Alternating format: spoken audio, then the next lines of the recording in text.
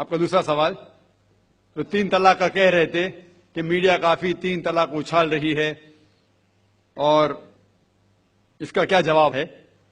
अफसोस की बात है कि माशरे में, मुसलमान के माशरे में 3 किस्म की तलाक है। मुसलमान के माशरे में, सोसाइटी में, एक तलाक बिदअत, तलाक तलाक तलाक एक साथ में को हो जाती है। एक तलाक हसन, जो तलाक दो, एक माह रुको हैज के लिए, फिर तलाक दो, फिर रुको, फिर तीसरा तलाक दो। और तीसरा तलाक के हसन, जो बिल्कुल सही तरीका है, जो कुरान शरीफ के है, तलाक दो और 3 माह रुको। कुरान की आयत है सूरह बकरा में, सूरह नंबर 2 आयत नंबर 228 में लिखा हुआ है कि जब भी आप तलाक देंगे तो 3 माह या 3 हैज की इद्दत है। तो तलाक पूरे मुकम्मल होने के लिए 3 हैज या 3 माह, 3 मेंस्ट्रुअल साइकिल और 3 मंथली कोर्सेज मस्ट है, कंपलसरी है। अफसोस की बात है कि ये जो इख्तिलाफ उम्मत में है उसकी एक वजह है। एक सही हदीस है, इब्न अब्बास रज़ियल्लाहु अन्हु वो फरमाते हैं कि मोहम्मद सल्लल्लाहु अलैहि वसल्लम के दौर में 3 तलाक एक ही मानी जाती थी। हजरत अबू बकर के दौर में 3 तलाक एक ही मानी जाती थी।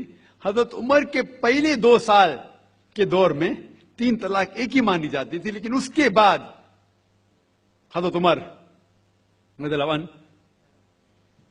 उस सिचुएशन को देख के वो कहते अगर कोई शख्स 3 दे दिया तो 3 हो जाती है।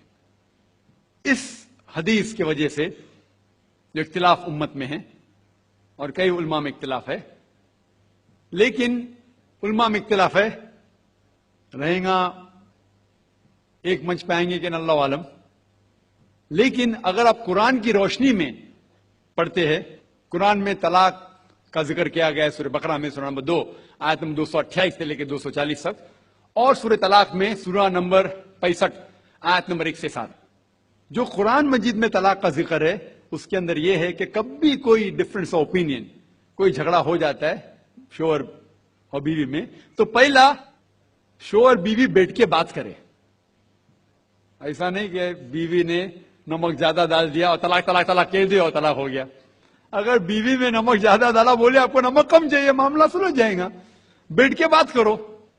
फिर भी बात न बने तो अल्लाह ताला फरमाता है सूरह निसा में सूरह नंबर 4 आयत नंबर 35 में कि आपके दरमियान एक हकम रखो, एक आर्बिट्रर बीवी की तरफ से, एक आर्बिट्रर शोहर की तरफ से।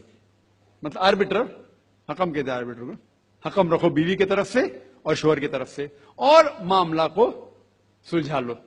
फिर भी अगर बात नहीं माने तो आप फिर तलाक दे सकते हैं। तो तलाक देते हैं तो कई उसके क्राइटेरिया है कि हैज के वक्त तलाक मत दो, जब आप गुस्से में तलाक मत दो, शराब की हालत में तलाक मत दो।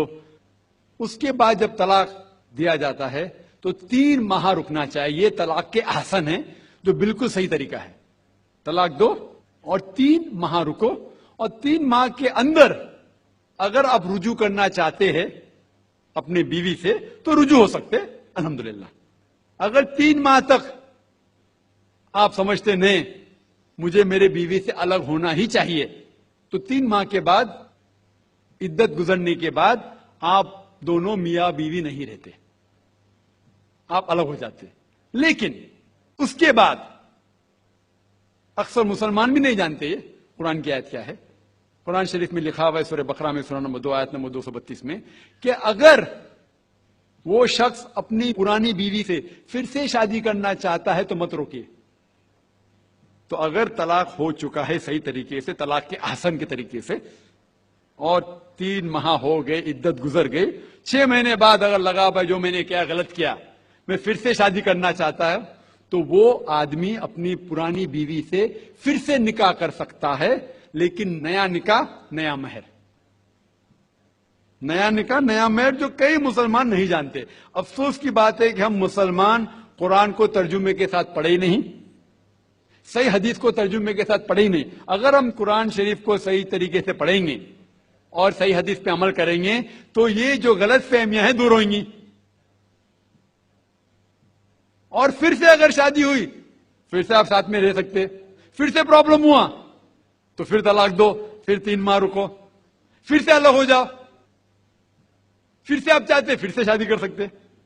3 بار جائز ہے، تیسرے بار آخری بار ہے، اس کے بعد آپ پھر سے شادی نہیں کر سکتے جب تک وہ دوسری کسی سے شادی نہیں کرے۔ لیکن میں نے اپنی زندگی میں ایک بھی شخص میرے زندگی میں نہیں آیا جو طلاق کے حسن کیا، صحیح طریقے سے طلاق دیا، علیحدہ ہو گئے، پھر نکاح ہو گیا، پھر علیحدہ ہو گئے، پھر نکاح ہوا، پھر علیحدہ ہوا۔ میں نے کوئی بھی شخص میرے زندگی میں پورے دنیا میں ایسا شخص کے بارے میں سنا ہی نہیں جو صحیح طریقے سے کیا اور بچھڑ گیا، پھر سے شادی کی، پھر سے بچھڑ گیا، پھر سے نکاح کے، پھر بچھڑ گیا، پھر شادی کرنا چاہتا ہے۔ اگر آپ صحیح طریقے سے قرآن کے اوپر عمل کریں گے تو یہ نوبت آئیں گی نہیں۔ اور کچھ لوگ جو اسلام کو مذاق بنائیں اور کیا کہتے ہیں کہ اچھا اگر ایک ساتھ میں دے دیے، 3 طلاق دے دیے، ہو گئی، ابھی کیا حلالہ کرو۔ قرآن کہتا ہے 3 طلاق ایک ساتھ میں بھی دیں گے تو ایک ہی ہوتی ہے۔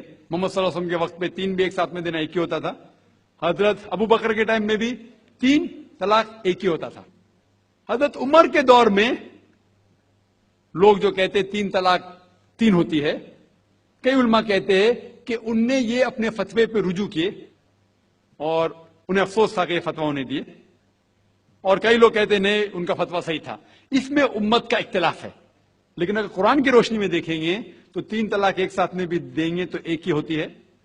حضرت عمر کے دور میں رضی اللہ عنہ انہوں نے کہا تھا کہ ہم اسے کہہ نہیں سکتے کیا وہ غلط ہے، لیکن علماء یہ کہتے ہیں، مثال کے طور پر ابن تیمیہ، شیخ ابن تیمیہ، وہ کہتے ہیں کہ یہ حضرت عمر میں اللہ بھی پلیز رضی اللہ عنہ، وہ محمد صلی اللہ علیہ وسلم نے جو کہا اس کے اوپر نہیں ہے، اسی لیے ہمیں بات ماننا چاہیے قرآن اور اللہ کے رسول کی۔ اس کے اندر حضرت عمر میں اللہ بھی پلیز رضی اللہ عنہ انہوں نے رجوع کیا، اسی لیے وہ کہتے کہ 3 طلاق بھی ہوئیں گی تو ایک ہی ہوتی ہے، 3 نہیں ہوتی۔ اس میں امت کا اختلاف اسی لیے ہے کہ ہم نے قرآن پڑھے ہی نہیں۔ ہم اگر قرآن پڑھیں گے صحیح طریقے سے اور جانے، کئی لوگ یہ سمجھتے ہیں کہ طلاق کے لیے 3 بار بولنا ضروری ہے، اگر 3 بار نہیں کہیں گے طلاق ہوتی ہی نہیں۔ وہ ان کی نادانی ہے، وہ ان کی جہالت ہے۔ تو ہمیں کیا کرنا چاہیے؟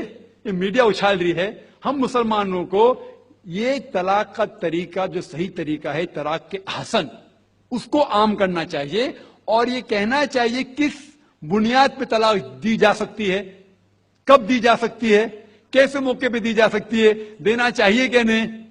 تو یہ سب اگر ہم مسلمان عام کریں گے تو انشاءاللہ یہ اختلاف جو امت میں ہے وہ نہیں رہیں گا، اور میڈیا اسے اچھال رہی ہے۔